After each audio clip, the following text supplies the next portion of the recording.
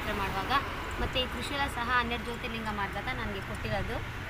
ಹಾಗೆ ಈಗ 18 ಶಕ್ತಿಪೀಠಕ್ಕೆ ಹೋಗ್ತಾ ಇದ್ದೀವಿ. 18 ಶಕ್ತಿಪೀಠದಲ್ಲಿ ಇದು ಮೈಸೂರು ಮುಗೀತು, ಈಗ ಶ್ರೀಲಂಕಾಗೆ ಹೋಗ್ತಾ ಇದ್ದೀವಿ.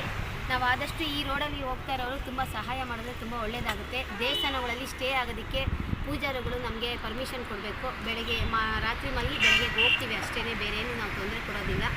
ಮತ್ತು 18 ಶಕ್ತಿಪೀಠ ಬಂದು ಆಂಧ್ರ, ಮಹಾರಾಷ್ಟ್ರ, ಅಸ್ಸಾಮು, ಬಿಹಾರ, ಹಿಮಾಚಲ ಪ್ರದೇಶ, ಪಾಕಿಸ್ತಾನ ಬಾರ್ಡ್ರು ಇದಿಷ್ಟಕ್ಕೂ ನಾವು ಹೋಗ್ತಾ ಇದ್ದೀವಿ.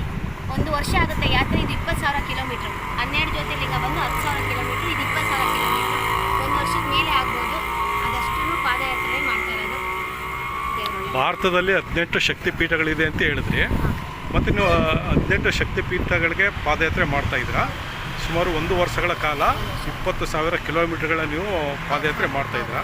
ಇದ್ರ ಉದ್ದೇಶಗಳೇನು?